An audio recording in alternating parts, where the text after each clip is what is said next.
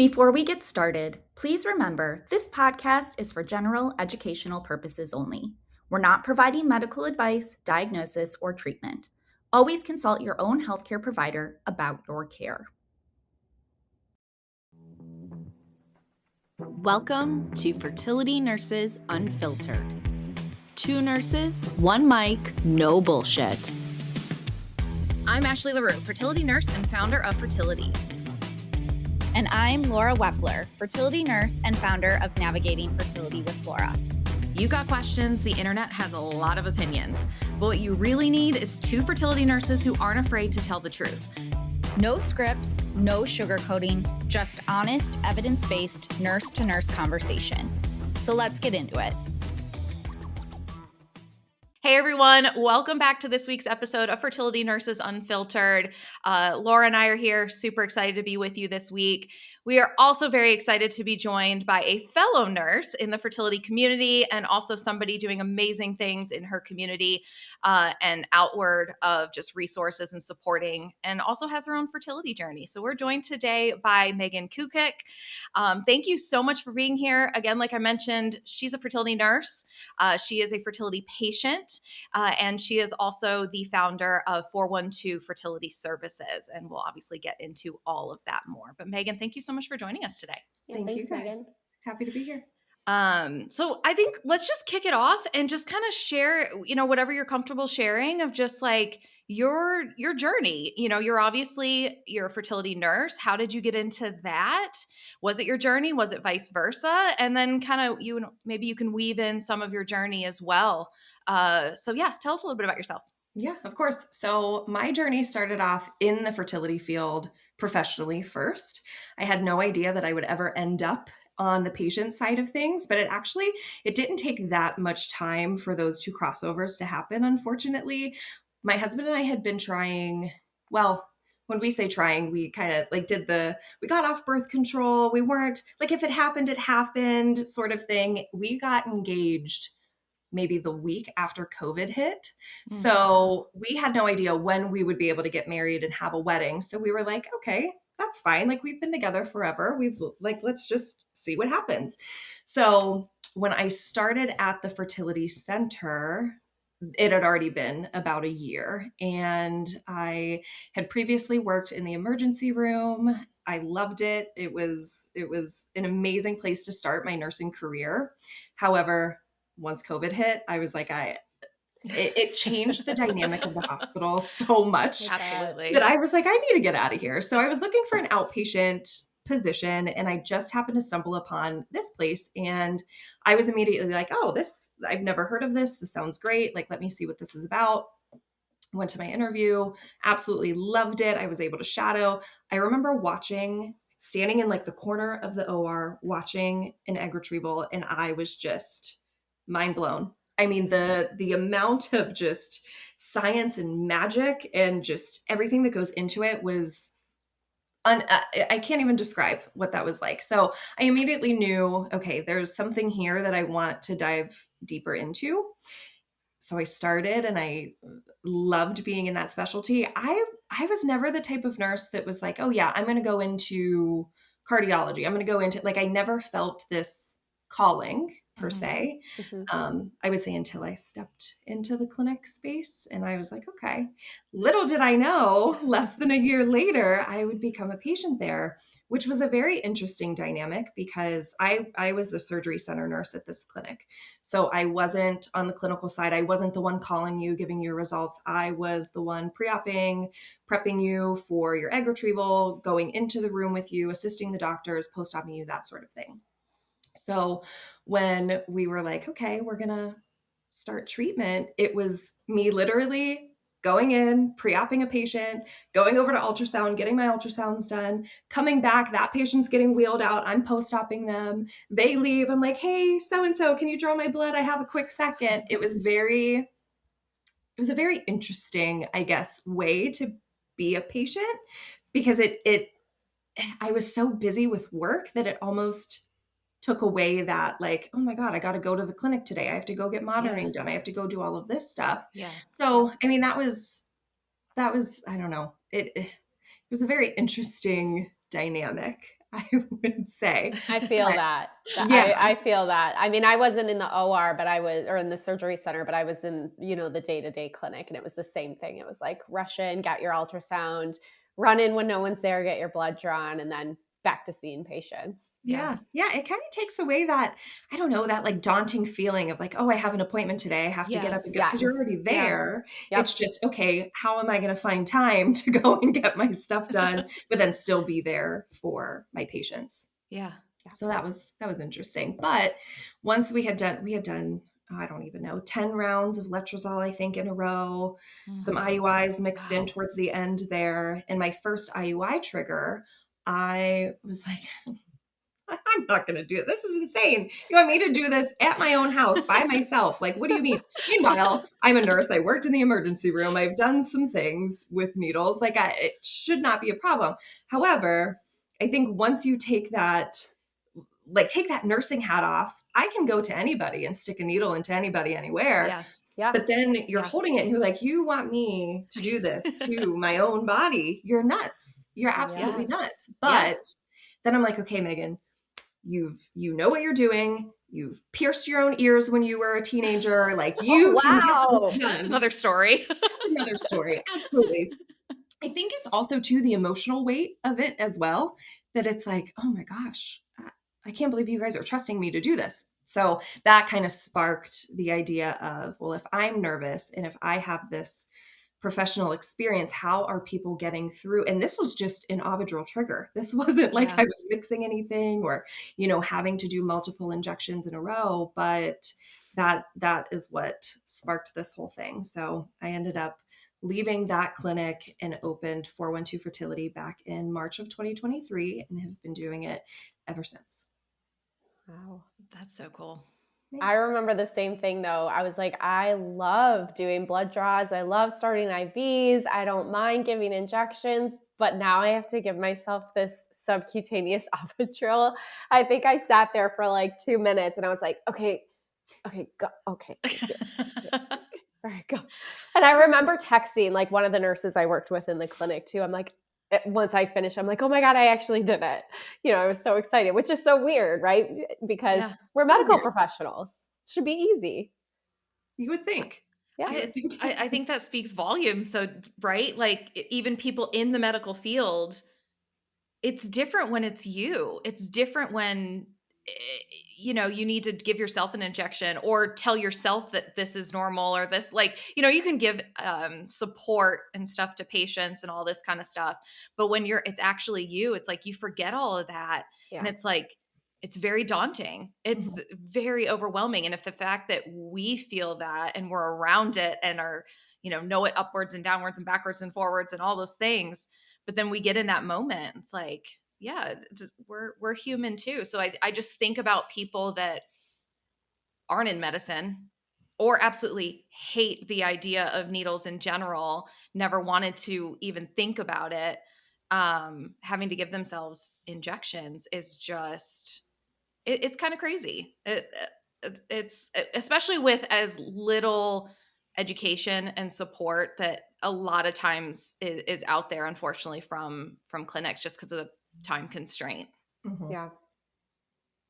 I wonder what it's like in the clinic now. I mean, I don't remember if we had this conversation, but when I started in the clinic, we didn't do medication training. We were like, here's a link for, I think, Freedom Fertility, and go home and watch these videos. Like we did very basic stuff. It was different at the second clinic I worked at. We went a little bit more in depth, but that first clinic, it was like, here's instructions. Yeah. It's very similar to my experience.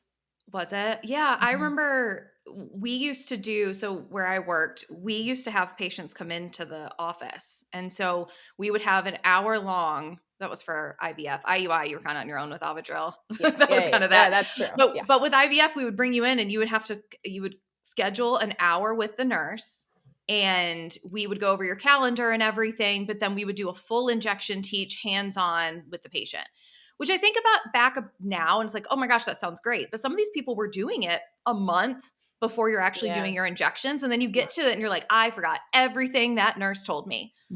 And then we went to in-person classes. So we would do, a bunch of people together and do in-person injection teaching, and we required that.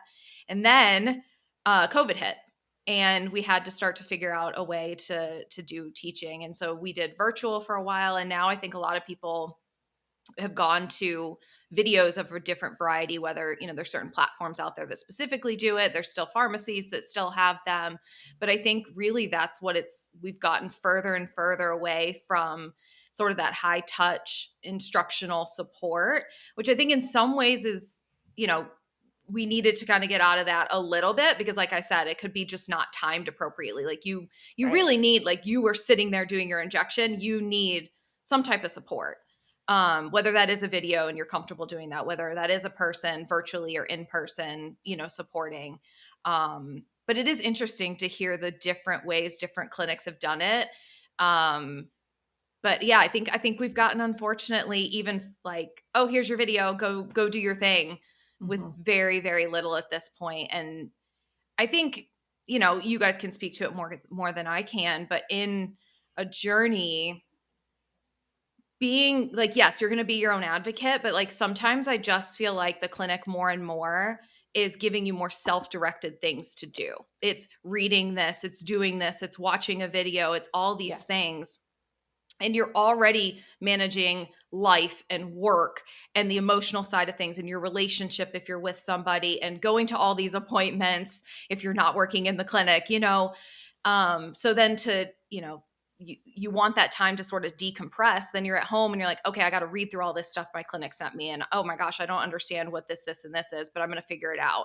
Or watching all these videos. And so yeah, I'm curious, Megan, your, thought on that. Obviously, you going through it, and what do you feel like your clinic did really well in that regard? And where do you feel, obviously you feel that there's a gap because, you started something to help fill that gap. So I'd love your perspective. Yeah, so I think similar to what you said, they had, prior to my starting there, that years ago, they would have the nurse, whoever your nurse coordinator was, would come and meet you if you needed it.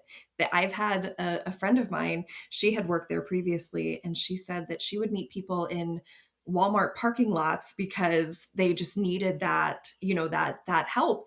And now I think it truly is more so of the, here's the links to the videos, watch these. Some clinics that I've experienced, they do have the in-person teachings, which is nice, but similar to what you're saying, they're doing them weeks, if not a month or so in advance. But it's also following your consent forms, all of your calendars, your paperwork, all of those things.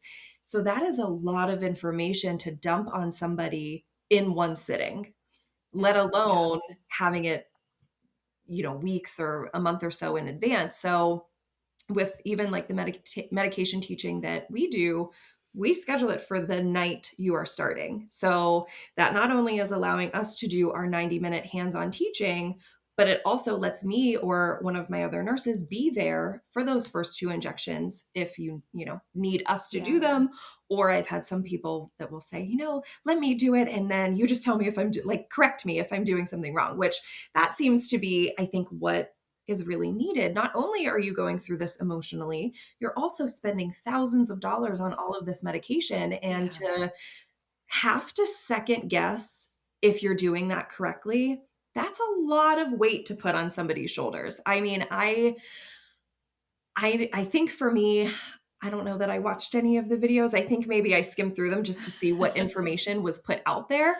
But I'm like, I mean, they're so cut and dry. Like, here, you're going to do this, and you're going to put the needle in, and then you're going to do this. And there's no troubleshooting aspect in that. So what's nice with, and Ashlee, I'm sure you can attest to this too, with doing it in person or doing it virtually, if you have that air bubble, that's okay, we can tell you it's okay, keep going, or hey, you can flick that out. It's, no big deal. Or just little things that maybe they don't go into full detail with in the video. That's where we can step in and say, yeah, you're doing a great job, or hey, we're going to tweak this a little bit to make this a little easier for you. But then also, I think the gap with the video is, it is so black and white. It's so medical. There's no extra tips on, hey, you can make these feel better. You don't Yes. have to get Yeah. the crazy discomfort, or I mean, not saying that they're all very fun and comfortable, because they are not, but there are ways to minimize that discomfort. There are ways to minimize the bruising that you see people post on Reddit or on, social media nowadays, where like I watch some of these videos that some of the community put out, and I'm like, oh, I just want to help you. Like, let me I give you know. my tips and tricks. Totally. And I think you brought up a good point too, just about the cost factor. I think about a vial of Menopur at a self-pay cost is upwards of, I think, $85 to $90 these days. Yeah. And that can be really easy, unfortunately, to mess up if you've never mixed medications before. And let's be honest, how many lay people, if you're not in some sort of medical field, have ever mixed a vial of anything? Yeah. And like, I love that Q caps make it simpler, but personally, I hate Q caps. Like, I would much rather mix with a standard needle, because I feel like those Q caps, like people, like, instead of pulling it off, they twist it off. I won't go into that because I know most of our listeners are listening and they can't see what I'm doing with my hands. But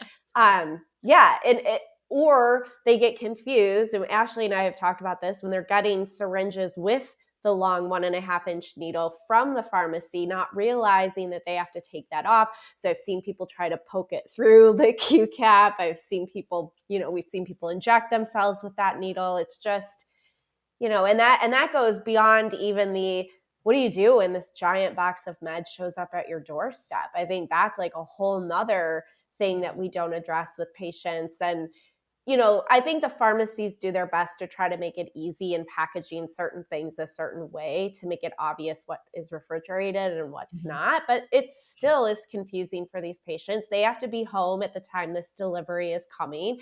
I don't think they necessarily realize, even though we're telling them how much is getting ordered, just the size of this box that they're going to open, and like bags of needles and boxes of different things. It's incredibly overwhelming. Absolutely. And it also puts that, like, oh my gosh, this is actually happening.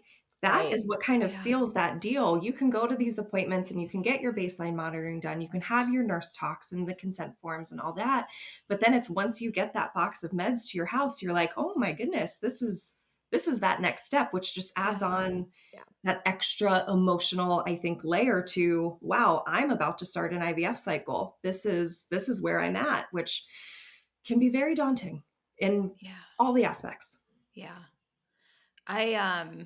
You also said too, just like the amount of just overwhelm, right? Like there is so much information that us nurses know and want to share with people. And unfortunately, we don't have time to sit down with patients for hours and hours and hours when you're in clinic to like help them go through that, right? And as much as there's a lot of nurses out there that wish we could do better and more, and again, I think we speak to that because we, are starting something or created something that wanting to support people at home when fertility is actually happening, answering these type of questions. But I think you're right. Like, it's not necessarily more education, more information, all this stuff. It's how do you patients are already getting a giant box in the mail. They've already gotten tons of portal messages or a packet or this whole thing of that. And maybe they have only skimmed through it. Or maybe they did read through it and it's like, I don't remember half of that because then I had to read this and then I read all my consents and all, like, it just all jumbles together. And it's like mistakes are going to happen. People are going to inject themselves the wrong way. They are going to do instructions at a different time or whatever, or not understand something. And I've spoken with a lot of nurses in the field, and it's not that like, oh, we give them that information. I hear that all the time. It's like, we give them that information. I was like, yeah, but I think it's how are you giving that information? Yeah. And it's not just throwing papers and not papers anymore. Emails. I'm aging myself. I'm not throwing emails and portals and videos at somebody and saying, oh yeah, we told them, we did that. And it's like, but did you? Like, and I'm not calling out nurses or anything, but like, I think because they're doing the best they can and they're using the system that they have. And agreed. But I think exactly kind of why we all sort of, stepped out a little bit, and wanting is we see this, and then, you all specifically having your own journeys. It's providing that context. It's providing that additional, it's not just information and education. It's what does it do? How does this work for you specifically? Your journey, your protocol, your meds. How do we help troubleshoot? How do we help make sure you know the pain relief measures or the way to avoid certain things? Exactly what you're saying. And I think that's where some people maybe get confused in like some of the services that are, we are trying to provide. Sometimes I think it's like, I don't need more information. I don't need another nurse telling me X, Y, and Z. And it's like, no, that's not the point. We're here to be that educational resource if you need it, but it's putting all of that information and stuff and narrowing it down to like, what do you need to know? How do we support you in this moment? Taking it one step at a time, putting that context in there, and giving that sort of just confidence in tackling all of those next steps. Yeah, because I think as nurses that are in the clinic, or as the physicians or whoever it is that's going through these appointments with these patients, is we know this stuff like the back of our hands. Yeah. So we say one thing and we think it makes sense because it does make sense to us. But how is the patient receiving that information? I think about, there was a time where I decided I was going to start like having a ton of plants and doing all this stuff. And I'm Googling how to repot plant because I have no idea what I'm doing. Yeah. And I remember telling a friend like, oh my gosh, this makes sense as to like, I am so ignorant in this subject that I can understand how overwhelming this is for somebody that doesn't know how to even hold a syringe or what the plunger does or things like that, where I think the nurses are doing the absolute best that they can, despite maybe what a patient experience could tell you. Yeah. But it's we know this information, so we think, yeah, of course, I told them this does make sense. We went over this information, but are they actually receiving it? Yeah. And I have a question for you too, Megan, thinking about like in times when you've done like, or even Ashlee too, you guys have done classes. I've never been in that scenario where I've taught multiple groups of patients at once. Is this a situation in which patients are actually given the tools to demo with you, or are you simply showing them? Because I think about, the dexterity that I've built up over the years of how to manipulate a syringe. It's real weird when you don't have that to then pick it up, and it's like, how do I hold the plunger? Like, I can like hold a plunger and like move it with different fingers, but they don't have that dexterity. So I'm curious, is that something where it's actually a hands-on experience, or you're simply sitting up there and showing them? For 412 Fertility, we are doing it one-on-one in your home. So we are bringing demo supplies that not only it's, the see one, do one, teach one, like that's kind of the way that I go about it. So I show them how to do it. They have the supplies in front of them as well, so that as soon as I'm done, we then go through it together. So they are hands-on. The first clinic that I had worked at, they had a demonstration, but you weren't allowed to click the pen. You weren't allowed to touch any of the stuff. So there was a nurse sitting across from you showing you these things, but it wasn't, like you said, that you're not learning how to hold a syringe, the dexterity that you need. I mean, the interesting thing, like you had mentioned the Q caps, not liking them. I personally do not like them either. I had never, if I'm drawing up someone's medications, I'm foregoing unless the pharmacies only send the syringe, then obviously I will use it. But whenever patients move from the Menopur and then they have to draw up their HCG trigger, but the Q cap doesn't fit on the vial, they're like, what am I doing? How am I supposed to do this? Because they didn't have the week and a half or however long they were on stim to practice that. So the trigger kind of gets very overwhelming because one, you have to do that one at the correct time, but then you're also like, oh my God, I don't know where to put my hands. I don't know how to do this. But yeah, I think the hands-on is so important and so educational for most people. Yeah.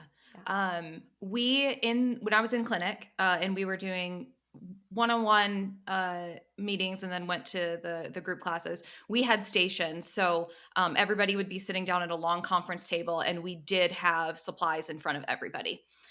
So they nice. would be following along with me. I would sit at the head, and basically we would click through everything. We would draw up Menopur. Obviously it was water and like fake stuff, but like it was the same size kind of vials, and you'd pop off the cap and all this kind of stuff. So it was great. We also had little fake bellies. Do you guys still use Yeah. those? Oh yeah. I still have, I don't know where I mine have is. mine upstairs. Yeah. So we would actually have them inject into, so you could feel what it felt like to push the plunger down. And obviously pushing Menopur versus pushing, Follistim or Gonal-F feels a little bit different. You're going to push it a little different. That, the pen's going to feel different. And I think for now, when I go into people's homes or I'm doing anything, I bring a little thing of supplies, and I bring my little fake belly. And I think it depends on why they're asking me in their home. Like, is it teaching and helping them for their first shot, or am I actually doing the injections for you? And they're like, heck no, keep that stuff away from me. I don't want you to don't just draw it up and give me the injection. Then I won't bring my supplies and go through everything. And then another thing that I do too, and I'm sure, you guys do this as well, is I actually have people that will, practice injecting themselves, just putting the needle in, like using a needle and a syringe and just putting it in either the buttocks, or especially that one, I think or into the abdomen. Now you're not pushing anything in. It's just that first act of putting the needle in. Kind of the anticipation's worse than like the actual act of it, right? When you're doing it correctly. So that's another kind of tip and trick that I've seen and done, whether that's classes or now, what I do now. Yeah. Megan, you mentioned when you were first talking that like you obviously had a very, different experience from, your monitoring was, you're in the clinic already, so you're just trying to fit it in between versus, people coming in and whatnot. And you made it sound like that was a relatively positive experience for you, almost like a distraction of some sorts. Like you didn't really have time to even like think or process like, this is, am I going to trigger tonight? I don't know, but I don't have time to think about that because I have to go take care of this patient. Sounds like that was a relatively positive, experience, but was there ever anything, and feel free to, not share specifics or not share at all, but was there ever a time where it's like you got negative news, or you got something that was just like not the ideal outcome, or a scan didn't look great, or, unfortunately the reality of fertility treatment that we all know, and then you had to go back and take care of patients? Yeah. So both in the clinic and with 412, whenever I was working in the first clinic I was with, that's when we were doing the monitored cycles and the IUIs, and like really finding out a lot of, the first, like finding out I had Hashimoto's and things like that. So at that time, that was a good distraction because I didn't have time to sit there and stare at my phone and wait for the results to pop up or wait to see what my levels were because I was too busy. But the times I remember, I don't know what the exact scenario was, but I remember maybe it was that it was negative. Like my last IUI or something was negative. It didn't work.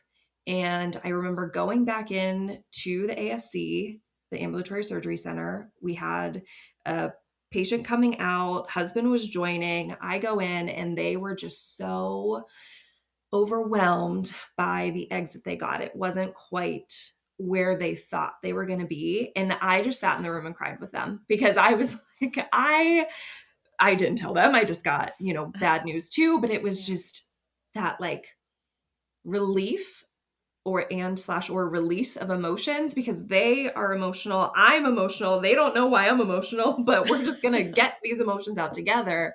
But was that a good thing? I don't know. Was that a bad thing? Maybe. I mean, in some people's eyes, especially old school, like you're not supposed to show your patients emotion. You're not supposed to, you're supposed to be this stoic medical professional that's there for medical purposes only. But I think in this specialty, it is so much different, especially if you're also going through it. I mean, my patients at the time didn't know, but my clients now, my 412 fertility clients, if they see my Instagram, they know I have a journey, or even on my website, they know that I have that experience. But I credit one client, I tell her this all the time. I had just gotten, I think it was our first embryo transfer.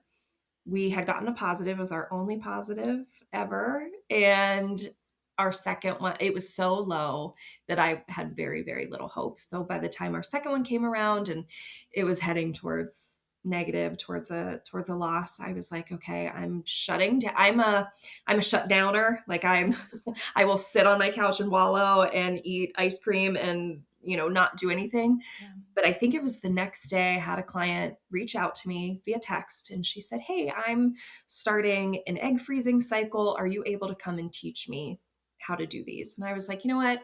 In my head, I'm like, that'll get me out of the house. It'll give me something to do. It'll give me somewhat of a purpose, right? So I go. It was probably the worst medication teaching I had ever given anybody because my thoughts just weren't there. I was so exhausted emotionally, physically, mentally. It was not good. I knew it wasn't good.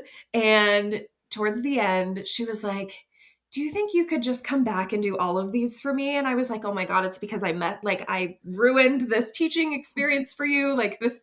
And she was very sweet and very kind. And I ended up eventually telling her why, I wasn't quite in that headspace. And we ended up doing many of her cycles together. I just did all of them. And she was like, it wasn't your teaching. This is just insane. Like, I'm not doing this to myself. Like, as soon as you started pulling needles out, I was like, yeah, this isn't going to work for me. But her experience and getting me out of that rut, I guess, it allowed me to take off my patient hat, put on my nurse hat, put on my business owner hat, and really remind myself of why I do what I do. And that's why the business is still here. There was an absolute point in time where I thought, I'm going to dissolve the business. I am going to go work in a office somewhere, or I'm going to work for an insurance company. I'm not going to do anything with fertility because it was just so much. But then at the same time, I'm so glad I didn't do that. So I think to answer your question, I mean, both. There was both good and bad in having both sides. It's an interesting feeling too of, I think you hear patients all the time, they feel like it's only happening to them. And I think I'm assuming you may have felt the same way. Like when I was going through it, I felt like everybody was going through it too, because that's all, like, I literally slept, got up, went to work, had my own journey, went home, did all the things I tell people not to do, like Google and all the things, went to bed, and then got up and repeated the same day or the next day. But I think for me, I think it was somewhat therapeutic being around other people who were going through it. And I could go and I could be positive for them, maybe in a way that I couldn't be positive for myself. But I think that in a way helped. Mm-hmm. I completely agree. Yeah, I think I think you hit on something that everybody can relate to, right? And it's that, when you get any sort of news, whether it's positive or negative, you still have to live your life. Yeah. You still are somewhere doing something, most likely, right? You happen to be at the clinic taking care of a patient who didn't get great news, and you were able to support them while they kind of supported you in that moment. And you'll remember that forever. And who knows, maybe they tell that story. You know what I mean? Like, you never know how we're all impacting each other. But I think you insert whatever, that when you get good news, bad news, or you're just struggling in a specific day, we still all we still have to live, right? So it's like, how do we do that? It's what is our distraction? Trying to find that distraction where we're not super overwhelmed. It's handling certain situations the best we possibly can. And I think it's also finding that community. I think you created that community for you in 412, right? I think for a lot of people, it's finding what does that community look like for them? Is it your colleagues at work? Is it friends? Is it family? Is it outside resources? Is it multiple outside Right. I think that's something that Laura and I talk about a lot is finding a person or a community that you can just cry with, let go with, whatever you need in a certain moment. So I think, exactly what you're talking about. Yes, you were in the clinic and, all those pieces. I think you can insert whatever profession, somebody's going, is in and navigating that and getting certain information or not having a great outcome or having a great outcome and being super excited. You're distracted. You're not thinking about what's in front of you.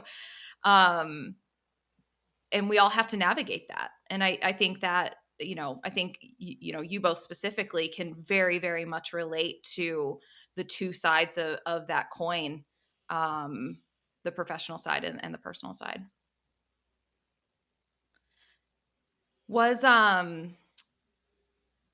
I guess it's kind of a very similar question, but like something that Laura and I have talked about before. And Laura told a story about her being in Target. And every single time we kind of bring up this topic, I think our last podcast guest was talking about being in Target. She was also at Target. She was also at Target and had a moment. Target. So apparently seeing things in Target really triggers people. But I love Target. So, love Target? But Laura told this story, and our last podcast guest told a story of just being out and about and seeing somebody else sort of have that success, or seeing something that, for our last podcast guest, it was seeing Mother's Day stuff. And I think, Laura, if I remember correctly, you were in your journey and you saw somebody just that was pregnant in Target. Total stranger. And so I think, for you, Megan, is it, and I think for all of us, like, or, especially if we're in our journey, you see people have positive results all the time. You specifically aren't, because you were in the surgery center, but nurses are calling positive results all the time. And so kind of the flip of what I kind of asked a little bit, was there ever, like, how did you manage that? Because I think that can, yes, you were in clinic, so, not a lot of people can relate to that specifically, but you see people out having, seeing positive results, seeing great egg retrieval numbers, seeing great embryo results or PGT results, and you're just not getting that. You are just overwhelmed with, not you specifically, but somebody's overwhelmed with all this negative, and you keep seeing all this positive. When we're in clinic, we see that a lot, which is fantastic. And how do you, the positive for your patient, but on the same token, you're like, what the heck? A little bit like. I really want to preface this next statement because I really don't want it to come off horribly. So please, to anybody that's listening, know that I am saying this with all of the love and respect in the world. I think for me, there is a huge difference between seeing a stranger or some random person that I'm friends with on Facebook announce a pregnancy versus seeing somebody who I know struggled to get to that pregnancy. The first group, that's when I feel like, oh my gosh, of course they're pregnant. Like, they didn't even have to try, all these negative thoughts. But the second I see somebody in the clinic that I'm at now, or people that I have had friendships created on Instagram, I've never met these women a day in my life, but seeing their stories and them get positives, or my clients get positives, there is just a vast difference in that. And again, I'm very happy for the first group. Eventually, it just takes me a minute to get there. But that, the people that I know who have gone through what I've gone through or similar to, those are the people that give me hope. And those are the stories that I can take that positive and feel nothing but positivity for them, where, the random woman at Target, or I remember I had a similar experience in the Aldi parking lot. I had my little cart and was getting to my trunk, and there was a woman, she must have seen, I don't know who it was, but they obviously knew each other. And she was showing this person ultrasound photos. And I was like, and I got in my car and cried because and who knows what her story was? I have no idea. She was, this random pregnant woman. But I think to know someone's struggle and to relate to them, those are the people I can look at and be like, okay, this can happen. I can love do that this. answer. I love that answer. I couldn't agree more. And I don't think that anybody would take offense to that, right? Like, I hope not. but it's different when you know someone's story and what they went through. Yeah. Like thinking back on it, I can't remember a time that I was ever bitter about a patient that I was working with who was suddenly successful. If anything, like you said, Megan, it brought me hope, and I felt joy for them and excited for them. So but yeah, the random people, or even the family members that then get pregnant. I mean, I don't know if my sister-in-law listens to this podcast. I love her dearly, but I will never forget when I finally got pregnant with Lucas, my older kiddo. We had like just announced recently that we were pregnant, and we're sitting at dinner, and I'm like looking at her, and I'm looked at my husband, and I go, I think she's pregnant. I was like, her boobs look bigger. And sure enough, she was pregnant. I was like, are you kidding me? Like, I have finally, after 2.5 years of just turmoil, to finally get pregnant. Like, I just wanted it to be my time. And I was like a little bit bitter in the moment of like, why? Like, I don't want that to overshadow everything I went through. And now, of course, it's great, right? Because we have cousins who are super close in age. But at the time, I felt a little bit bitter. Here I had went through this struggle, and here they were pregnant. No big deal. Oh, I can only imagine. I would have been the same way. Yeah, and I felt bad. I'm like, I should be happy, but I wasn't in the moment. And I think, we talked about this last week on the podcast with Lana, but I think it's okay to feel that way, right? It's not that you are, you don't want them to be happy for their pregnancy. And it's not that you're not happy for them, but it's okay to kind of be sad for yourself in that moment. Oh, for sure. I think if anything in the last almost 6 years that I've learned is every pregnancy and every child is an absolute blessing. I cannot take that away from anybody. But then to also realize I'm allowed to be sad. I can be upset about this. I think that is human nature. I think it is what probably I would imagine everyone that listens to this podcast has experienced in the past, because you can only get knocked down so many times and watch these people that you love or random people in the parking lot that you're like, wow, like, how is this not, it's not that you're not happy for them. It's that you're just really, really sad, and that's okay. It sucks, but it's okay to feel that way. Yeah. Absolutely. Yeah, I think something Lana said last week was, you're not jealous of the person necessarily, or angry at the person.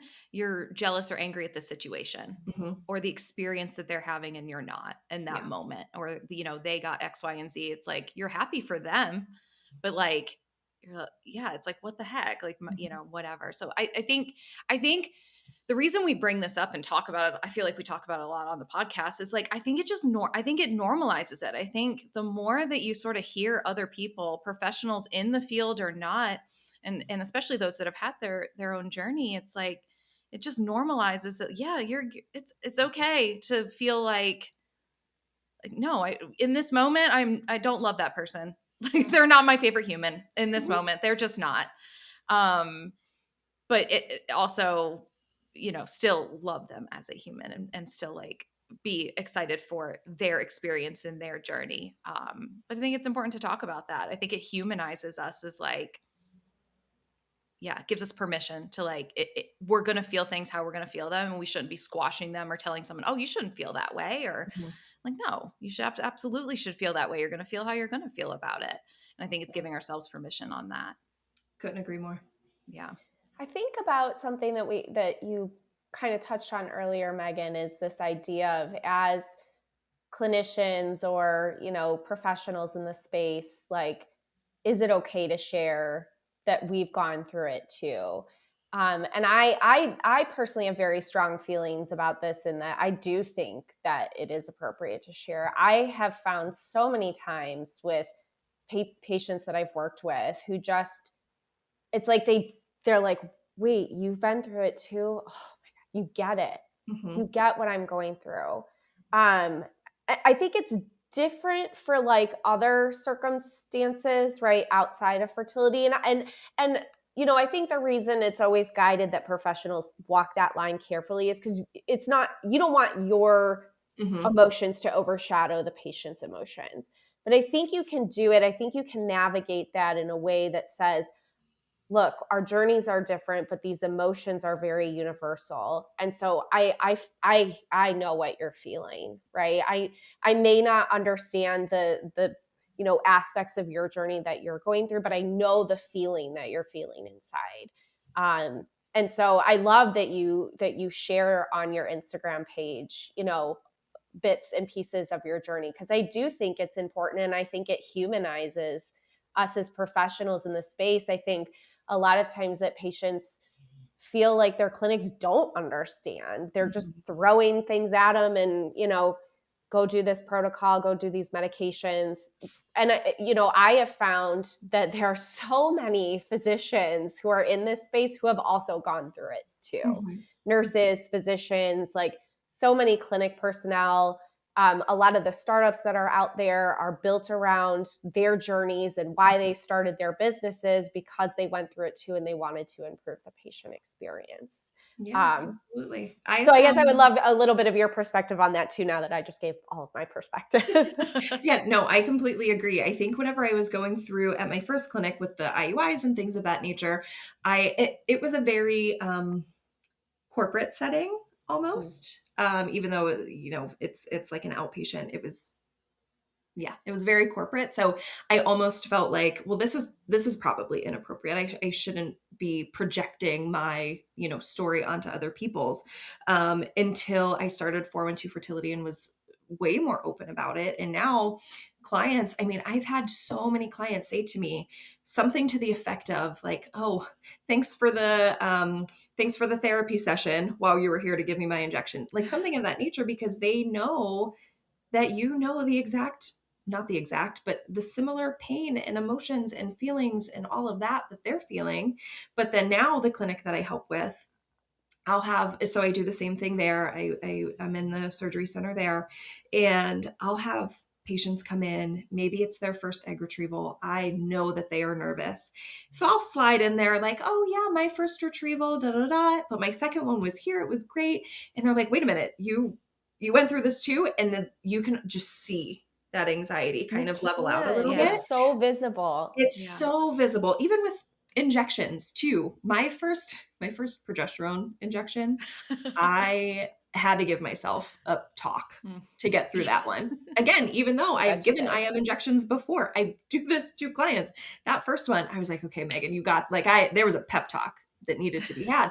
But as soon as I say to somebody, listen, I've gone through it, you're going to get through it too, they're like, oh, wait a minute, you had to do this too. And then they start asking, well, how did it feel? How did you get through it? How did you manage? So I think letting patients or letting clients know that you have been in the same boat is so powerful these days, especially with, I do think that there is a change happening in the industry. There are way more people talking about it. There are way more people sharing on the internet, which is, I do see the good in sharing the story, but I also see things that are being shared and I'm like, please don't tell people. Double-edged sword. It is. It is. But to know that there are other people out there that are going through the same thing you are, especially when it's a patient-provider relationship, I think that can just make the patient feel way more comfortable. I've probably a horrible comparison, but I have compared, like, if I needed brain surgery, I would not care if my team never had brain surgery. As long as they knew what they were doing and they could get me through that alive and well and all the things, I'd be happy. In this specialty, I think what makes it so different is the emotional aspect of it. Not saying that if you had to go through brain surgery, that's not emotional, because I imagine that it would 100% be. But this is just that constant roller coaster where if you know someone on your team has had a similar experience, it's like, okay, I know that if they got through it, I can get through it, or I can ask them questions that maybe I wouldn't ask someone else. It's just, I think there's a huge difference there in having that to talk about. Yeah. I think you said something earlier and along this same lines, when you were in that room crying with that one patient, going through your own individual journeys, you weren't sure, like, should I really be doing, like, and especially you mentioned like the old school nurses and stuff, like, or just in general in the medical field. I think that is a piece of fertility that's missing. I think the gap is, I think all of us on the, right now, can we feel that gap, right? I think, unfortunately, the industry, you kind of said it too, it's getting more corporate. It's getting more, and I think our patients are feeling it. Patients are feeling more like a number. It's moving further. We've talked about it with, you get portal messages, you get videos, you're losing that high touch piece of it. So they're feeling more like a number. It's more corporate. It's more PE backed, trying to get more patients through the system. And I think that's a gap that the three of us very much felt, whether that's personally or professionally. But I think that's the piece that's missing. I think that's a piece that patients are craving.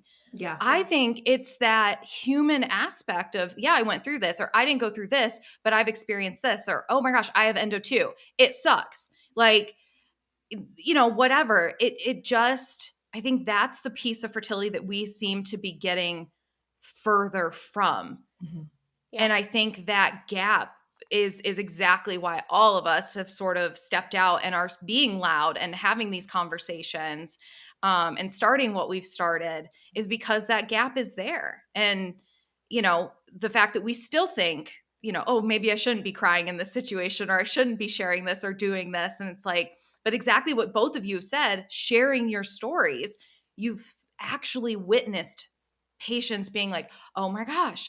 And just that, like, decreased anxiety, shoulders go down, you get it. And I think that's a huge gap. That is what's missing. And I could preach about this, and I kind of am, but that's a huge missing piece. I feel like that we need to get back to, or we need to get to. Yeah, Well, I think think if you're you totally think right. about it, I think a lot of patients don't know anyone that has been open with them about their journey, right? I do occasionally, work with patients who say, oh yeah, I had a friend or I had a family member who went through this. But I think, again, yes, it's getting better, right? Yes, social media is helping spread awareness of fertility and fertility issues. But I think it's because people are still so quiet about it, they feel alone. And so when you then have your healthcare provider, or, your doctor, your nurse, whoever, express that they understand, I think it's like this wall comes down. And Meg and I have said, like, we've literally seen that wall fall. And I think there's a fine line to, sometimes I can tell there's certain patients that wouldn't benefit from me sharing that information. I think it's a matter of kind of reading the situation, because, patients do tend to get caught up in comparison and, well, what was your journey, and how many retrievals did you have to do, and, how many embryos did you get? And, again, I'll just say for everyone listening, like, it's so important to understand, we're going to put this as a tagline somewhere, that it's not a linear journey. It's not a linear journey. But again, the emotions experienced are very universal. And so I'm always happy to share details with anybody who wants it. But but I always caveat it with, just because I had to do 3 embryo transfers to get my first, like, doesn't mean that you will, right? Like, those negative parts of my story that I'm like, yeah, this is what I had to go through. That doesn't mean you're going to have to go through that too. Yeah. That's where I think the comparison that I see on the internet right now is so hard, not to compare yourself to that person's numbers. But I also, and I'm sure you two can both attest to this as well, we have seen every way the cookie can crumble for our patients. We have seen the patient that got 1 egg that made it to an embryo that's now a beautiful, healthy, live child. And we've seen the people that get 30 some eggs that are still going back for more retrievals because none of those made it. And I think that's the part that, people they're seeing that first half, oh my gosh, she got way more eggs than me, but not realizing how, again, that cookie can crumble, where I think the three of us can say to anybody listening, or to say to our clients, like, yeah, it's not over till it's over. We have no idea what's to come. And it's one step at a time. Yeah. I had somebody asking me that exact question last night. Like, well, how many egg retrievals do you think I'll have to do? And I was like, look, statistically, based on your age and where I expect your egg reserve to be, hopefully one. But to your point, Megan, like, I've seen the same thing. We all have, where you get the patient who's like, you're like, they're going to do so good, right? They're 27 years old. They have like an AFC of, 25, like they're going to do IVF. They're going to be fine. And I've seen, these wonderful retrieval outcomes that lead to no embryos. And so it's impossible to say with any sort of, real accuracy predict what somebody's going to need to do, right? We can Absolutely. say this is what I would expect, but that doesn't necessarily mean that's what's going to happen. For sure. And I think that's where, again, that's what makes the specialty so different, is that part is not black and white. You can give statistics all day, but I have seen many people, myself included, that did not even come close to what those statistics should have been. And, you talk about other medical specialties and you give them the options and you give them, okay, well, there's this treatment that is showing a whatever percentage of, working and whatnot. So you kind of go into this process expecting, okay, they're medical. They are basing this on my age, my AMH, my anything else that's going on. But there could be so many underlying factors. Like in my case, I was one of those people. I was 29, 30, I think, for my first retrieval.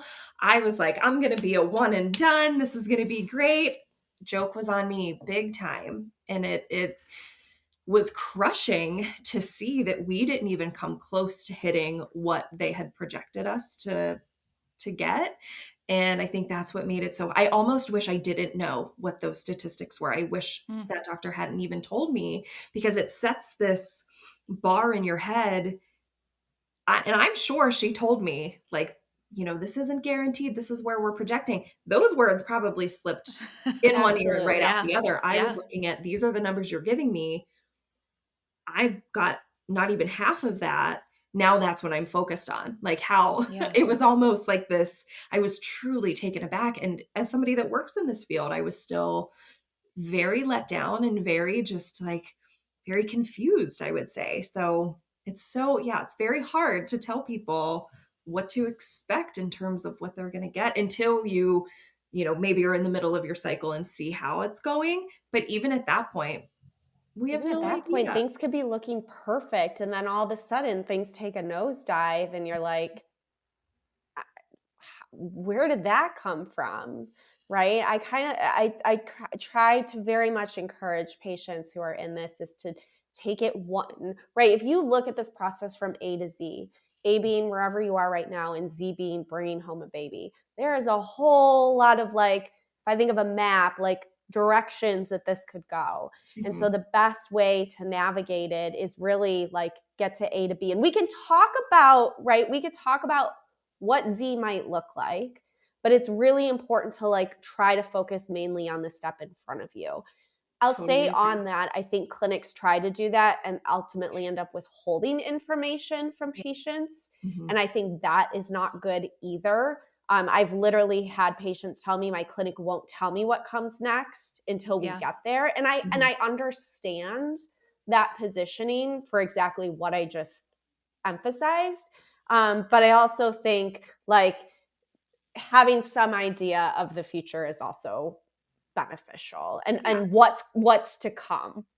I think we all crave that. I think most people that go through infertility and IVF, we are very type A, like plan people, where you tell somebody like, listen, we don't know.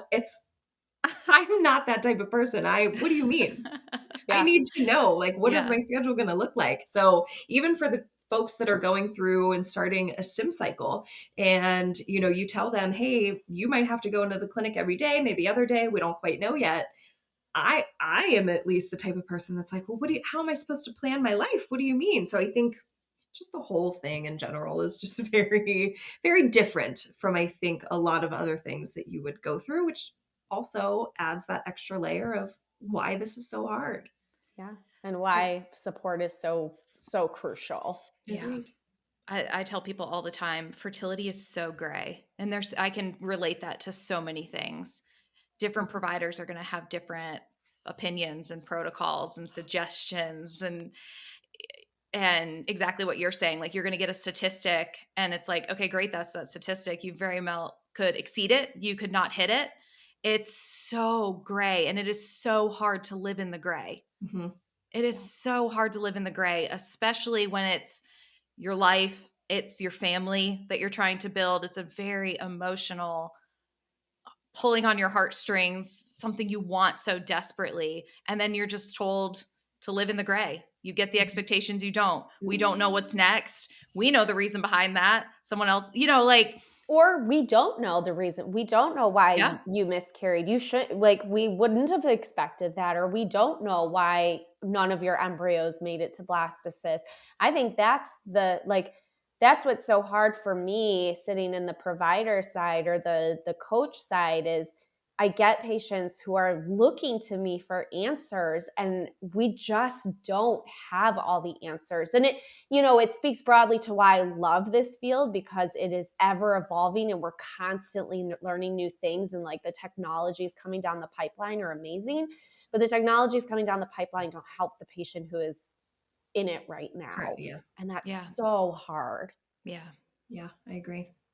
I have to plug my computer in. Yeah, go ahead. You're good. I forgot to put it on the charger. And I just put your energy saver's on. I'm like, uh-oh. I know. I always have to remember to do that when I we're totally doing this forgot. because it'll die. Okay. Yeah. Oh, I think it just... Okay, there we go. Sorry. Well, I think we could probably talk about... I think the three of us could sit and talk so much more on this. So we're going to have to bring you back, Megan, and talk more on this stuff. Totally, because I would love to. Yeah, because I just think there's like so much that we've hit on and so much that we haven't even gotten to. So, I'd love to round out this episode just by, I'd love for you to share with our audience like about 412 and, what it is and how they get in touch with you. And then also any final sentiments that you would like to share with our audience. Yeah. So 412fertility.com is where you can find me, or on Instagram. I also have a Facebook and TikTok, but I don't. I've fallen so far away from social media. When I first started the page, I was sharing so much. And I think as the journey has gone on, and the more I probably do have to share, the less I have to say. But my Instagram is full of some injection tips and some emotional support aspects of the journey as well. I think my TikTok is more so injection based, but they're both 412, the numbers 412 fertility, which 412 is Pittsburgh's area code. So if you are in the Pittsburgh area, we are happy to come to you in person, but we also do virtual consultations as well to anybody that wants that real time like walk through support. Our like tagline is from our fertility journeys to yours, because we are all nurses that have walked a very similar path. So yeah, we're happy to provide not only the nursing expertise, but also the emotional support that is very much needed. With that, I would say my final sentiment would be to anybody going through this: you unfortunately are not alone, but fortunately, there is a community out there. I would highly recommend finding one, because there are women that you will hear a piece of your story come out of their mouths, and it does give you that sense of relief almost, that, okay, I'm not in this alone. There are other people out there that are having a difficult time like I am, or, the things that maybe you think you should feel guilty about, and then you hear someone else say it and you realize, okay, maybe this is normal. Maybe I am okay to feel this way. So finding your village, finding your community. I think, we hear all the time, it takes a village to raise a child. I think it also takes a village to create and have a family. So whether that's random people on the internet that you meet, as I've met some of the best women, or a local support group. And I really think the industry itself needs to start heading into the direction of mental health throughout all of this as well. I think the mental aspect of this is very, very hard, and having a mental health professional in your corner to help you guide through all of this is very important, at least in my journey. Yeah, absolutely. Thank you so much, Megan, for being here today, for sharing your story, for giving us your insights. For everyone listening, check out Megan, check out 412 Fertility, check out her Instagram, follow her and support. If this resonated with you, let us know. We'd love to hear what you thought. If you have any questions, what topics you'd like to hear for future episodes, we are always open to hearing your feedback. So subscribe, like, comment, share. And we look forward to talking with you next week. We'll see you next time. If this conversation resonated, like, comment, or subscribe, share, send us your questions. Nothing is off limits. And wherever you are in your journey, know this: you deserve support that's real and human. Never forget to ask your questions, advocate louder, and remember, you're not crazy. Fertility is hard. That's it for today's episode of Fertility Nurses Unfiltered. Thanks for spending your time with us today. We'll see you next time.